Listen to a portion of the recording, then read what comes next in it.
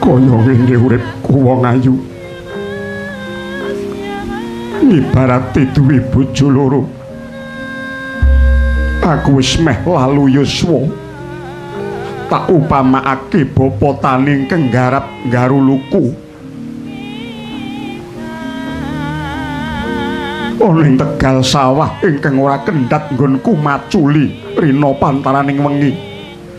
Suprandene ora bisa tumanjaning wiji ingkang tak undhuh.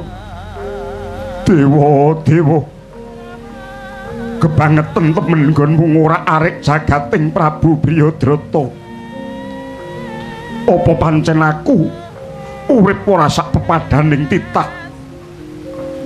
Gedhening pangarep-arepku ing besok anakku yen to metu lanang bisa ngregem pangwasa ngenteni nglungguhi keprabon Giribajra. Suprandene tak enteni wijiku kang tak tandur ora bisa tukul kaya ngenteni tumimbuling watu item saka dasaring bengawan.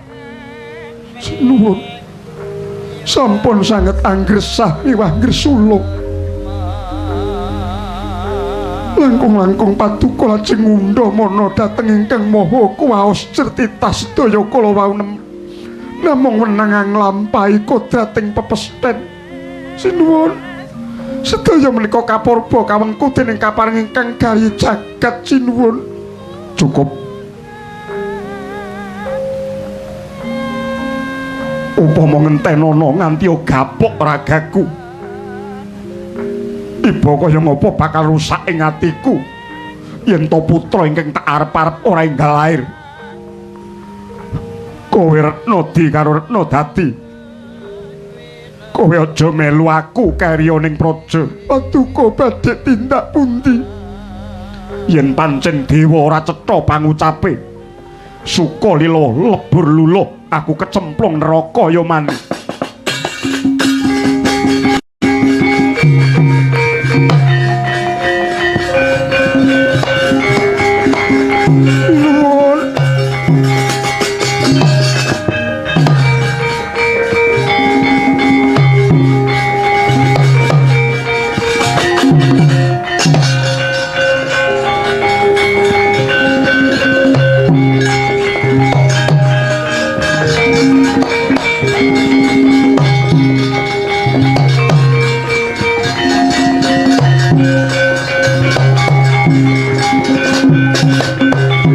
Jirining sarati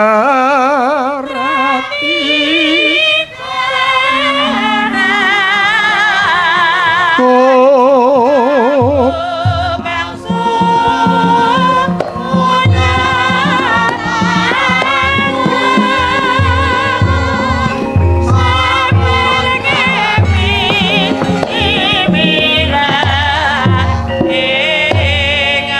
dedet limengan nenggih jagating Prabu Brihadrata.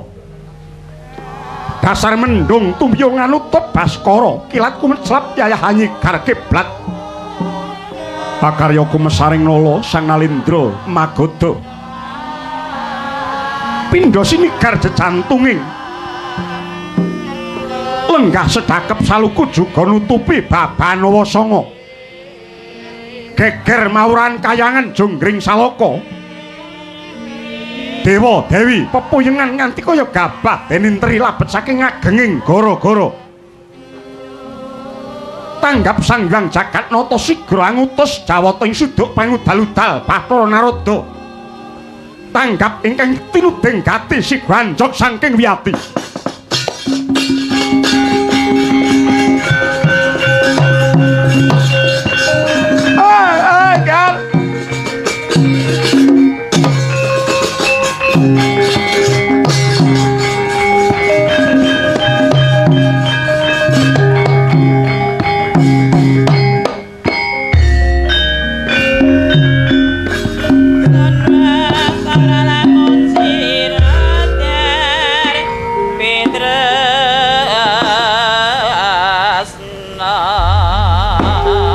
Para Hapsari tumonton ring Sang Dwija Kadyangge Warjiwa Gagah sing jasad keoraning karyanira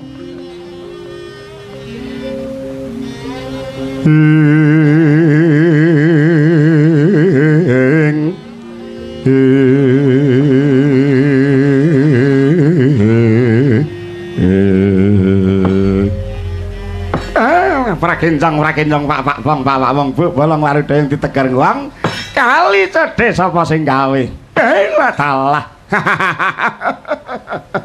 aja kaget ulun sauten sithik mangut dalu-dal ngingi jawantang ger Briyadrata kula nuwun inggih pangabekti kula mugi kunjuk sandhaping pepodo paduka pukulun iya tak tampa gawe gedhening rasa ora liwat pangestulun tampanana ger Briyadrata dat kapundi ngejimat paripih pukulun andayanana kasantosan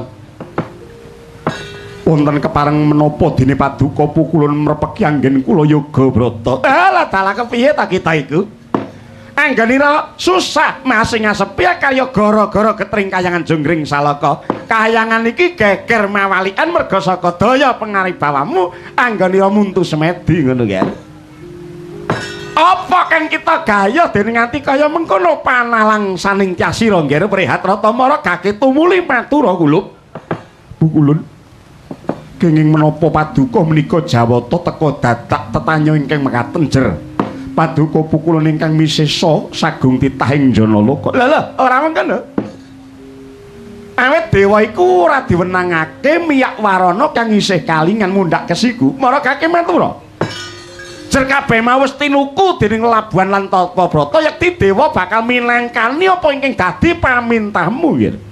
Nuwun inggih. Wale-wale menapa pukulun? Mulya-mulyaning tinitah jaler menika menawi saged ayoga utawi apeputra. Mongko nyatanipun anggen kula mengku mukti wibawa wonten ing kraton Giribajra sampun meh lungse. Yuswa kula ngibaratipun Sang Hyang Surya sampun gumlewang mangilen. Nanging kenging menapa dereng wonten tandha-tandha thukuling wiji saking ngangga kula. Mongko sanget pangajeng-ajeng kula benjang atmaja kula ingkang mijil kakung badhe nglestantunaken sejarah Magoda. Mila pukulun kula nyuwun dawuh srana menapa ing kedah kula tindakaken awit menawi tetela pancen kula dados tiyang jaler mboten saged anurunaken wiji aluwung kula kabanjuta kewala kacemplungna wonten ing neraka yomani kula mboten badhe swala pukulun lah dalah yer Priyadrata dadi cecane anggenira susah iku mung menggalih turunmu ingkang ingkang seprene durung bisa metu sira durung darbiat maja nggih nuwun inggih mekaten pukulah yen tetela mangkono ing ngarep ulun wis paring dawuh rening wis tinuku dening Laku Brata dewa bakal nyijabahi apa ing dadi kareping titah mula kang saka iku nepna ciptanira ulun bakal peparing kanugrahan marang sira yaiku wujuding pelem pertangga jiwa siji ingkang kudu didhahar dening garwanira salah suwiji sakteruse ing besok ya garwanira ingkang ndhahar dawing dewa saged anetesi ya mangsa bodho duga-duga digawa prayitna ngati-ati ulun kondur pakayangan ya nggih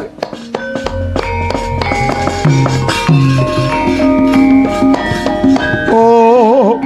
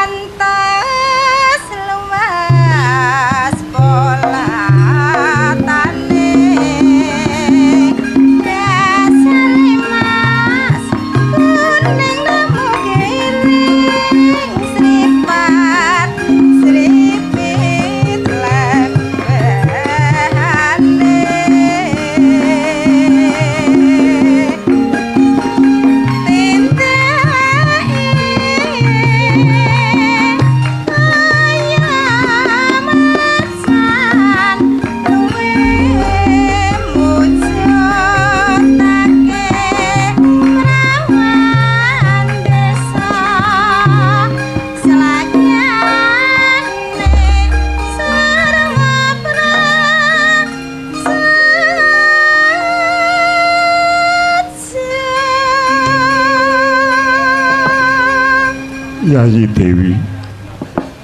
Pun Kakang minto aksama dene sawetara wektu tindakipun Kakang mung wae samengkosana trontong ing pepadang dawing dewa kang akarya jagat lumantar pukulun Sang Hyang Narada. Duh sinuwun.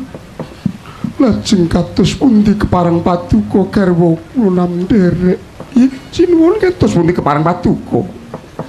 Pun Kakang pinaringan pelem pertangga jiwa sawijing kang kudu didhahar dening garwa.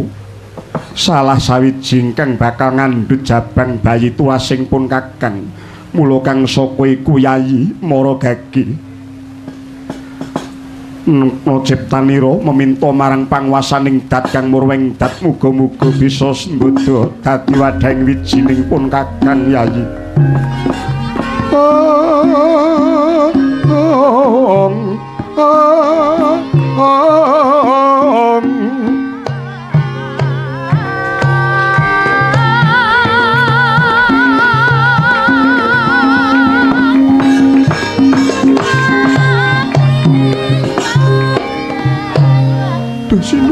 Sinuwun menawi tetela mekaten dawing dewa mbok inggih kula kewala ingkang ngandhut jabang bayi sinuwun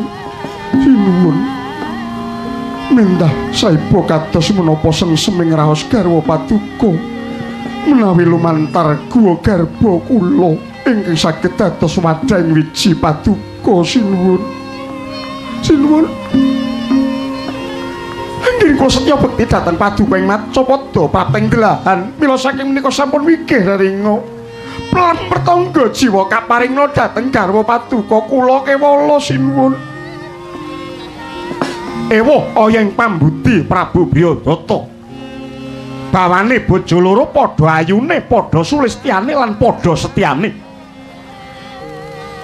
ideping tekad labet saking panangising garwa kekalih dadya supe dawing dewa pelem pertangga jiwa sinigar biyak dadya kalih pinaringaken dhateng garwa Dewi Retna dimiwah Retna Dati saksana ing mangke alon pangandikanira Sang Prabu Yayi Maragagi dhahar.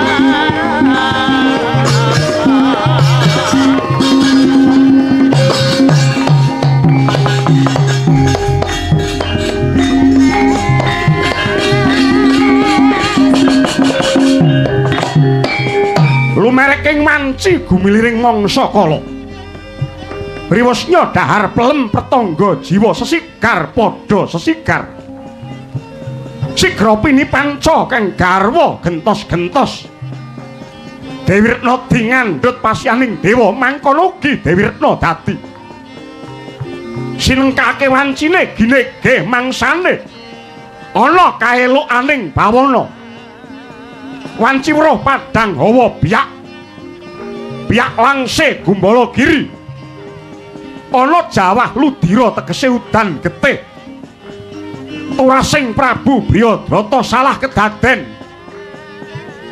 mung wujud bayi sepalih Dewi Retna dingedalaken punang jabang bayi wiwit mestaka ngantos ing padharan Dewi Retna Dati ngedalaken bayi wiwit bangkean dumugi delamakaning suku kagiat jroning warga Senata mulat gumeter kang raos punang jabang bayi ingkang ngalumpruk suprandene ana keketek bebayuning nganggo ingkang nguripi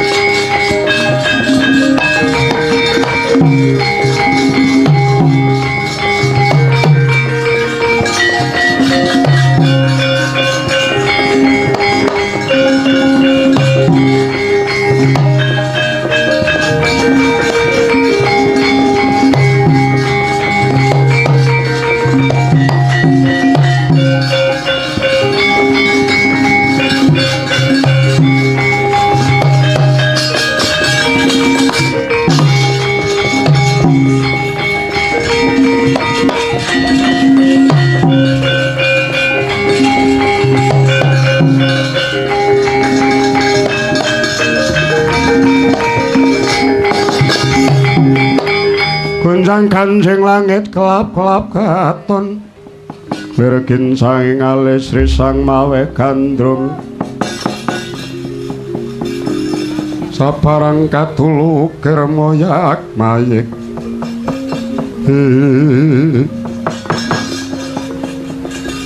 kebangetan temen diwonggo ning ora arek jagatku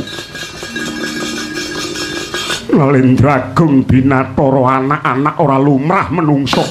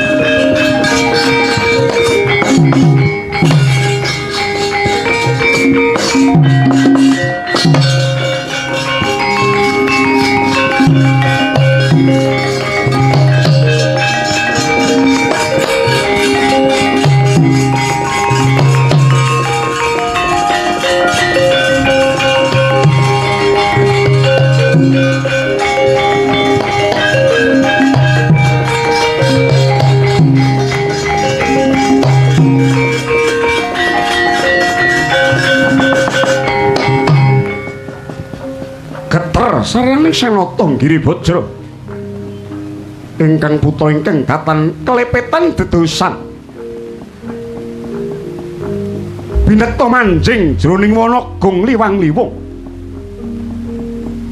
labet saking gempunging driya pusdatane nyepur Wadaksina binucal Kang Putra oh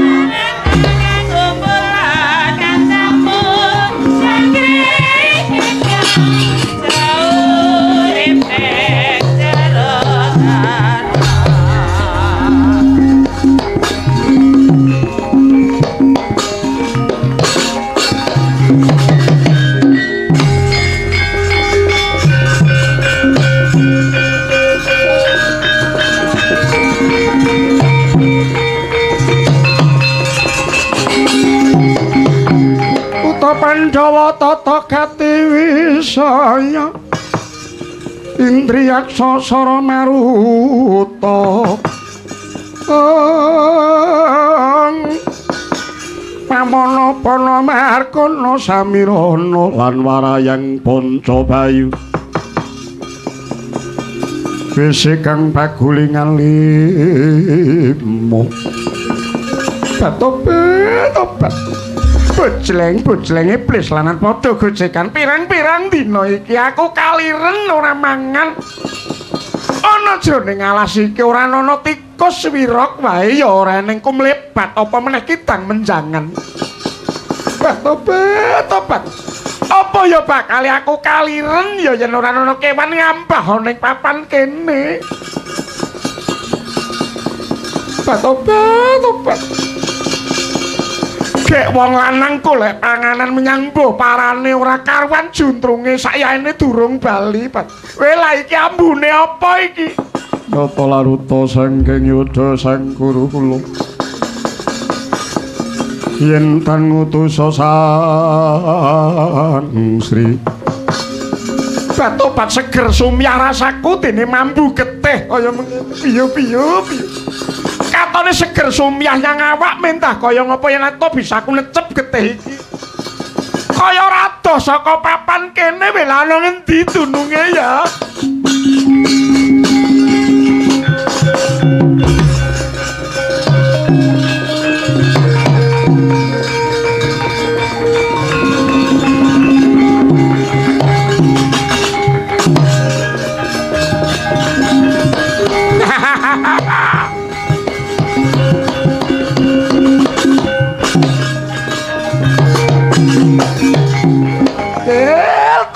Anak kadal krawu kambil lara ora licok ucare wong japlok biyu-biyu oleh panganan pok kaya ngene se bayi bat-obat getihe seger kaya ngono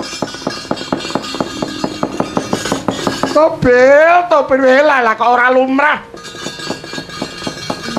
sapa ngguang bayi sak nggon-nggon iki lah elok temen mung tugelan bayi iki bat-obat katone kok isih kedunungan urip iki bayi apa mbok menawa iki dewa paring pitulungan menyang aku nggonku bakal seger sumyah awakku entuk pangan bela tak cakupe ngepek-epek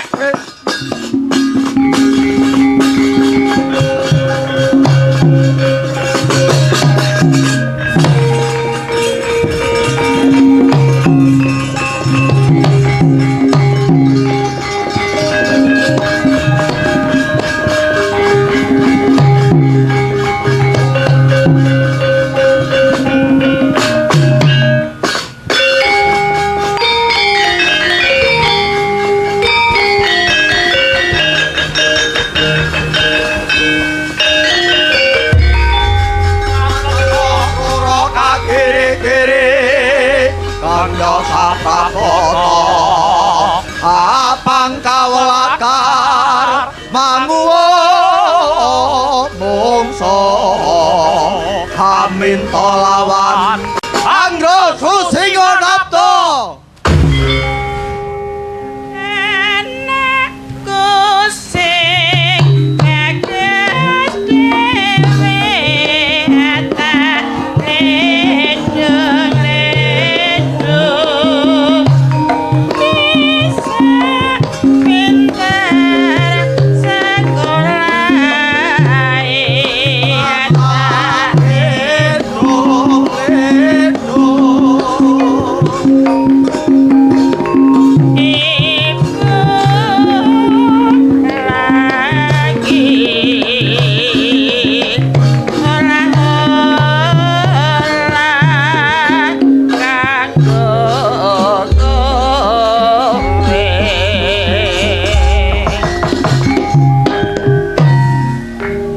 sakala bengah ing raos nenggih wewe Nyai Jara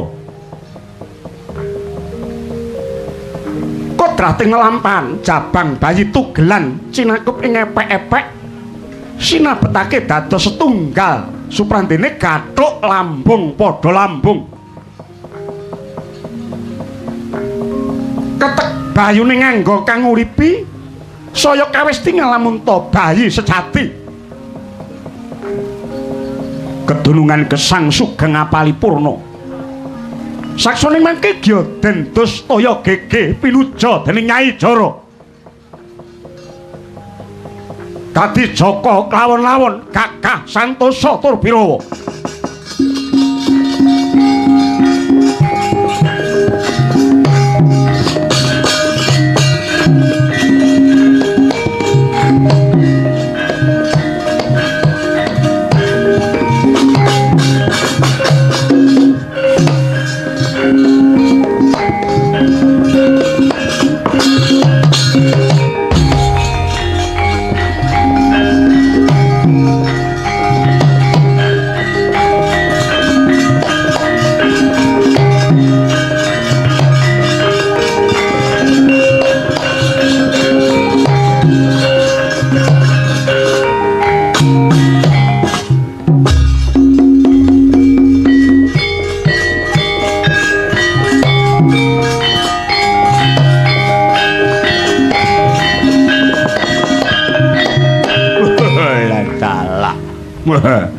Aku iki sapa? Tobat. Kowe dumadi saka jejabang. Lah ya aku ora duwe jeneng, kowe sapa? Aku Nyai Jara. Ingkang ngopeni kowe ya, Nggir. Kowe bayi ingkang tak temu jroning alas iki mongko tugelan. Mung separo-separo nanging banjur tak tangkepake dadi swiji wujud menungsa kang kaya kowe merga saka rasa bungahku dene aku duwe anak kowe. Ya wujuding kabungan Nyai Jara kowe tak jenengake Jara Sanda nggih.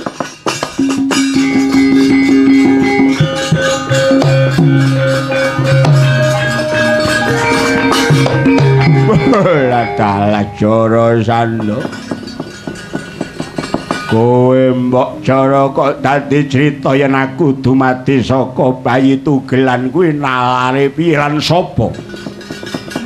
Wong tuwa sing ora duwe kamanungsan bisa ngguwang anak ning alas mau, mbok.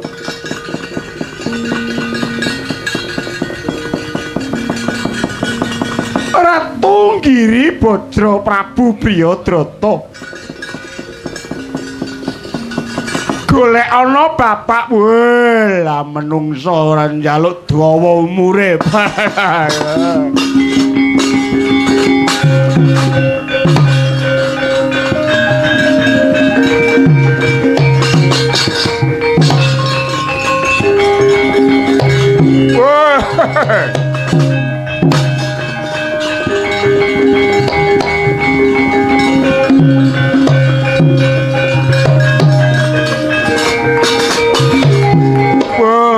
Kalah. Nyandangmu ratu. Prabu Briyadrata, Ratu ing Giri Bajra. Kowe sing tak golek.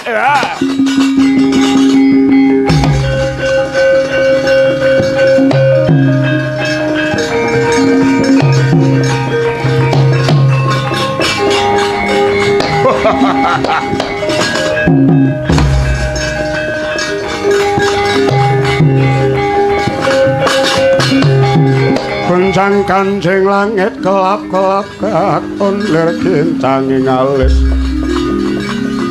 Tresang mawe gandrung sabarang katulu. Trembelane kowe wong lanang ora tanggung jawab Briyadrata. Kowe sapa? Lekno mripatmu jerengen gobok maku Jara Sanda. Kowe kelingan apa ora tau ngguwang bayi ingkang sejatine anakmu lanang dhewe. Kowe duwe anak ingkang ora lumrah menungsa merang isin atimu banjur buang ana tengahing alas. Aduh anakku Jara Sanda. Oh.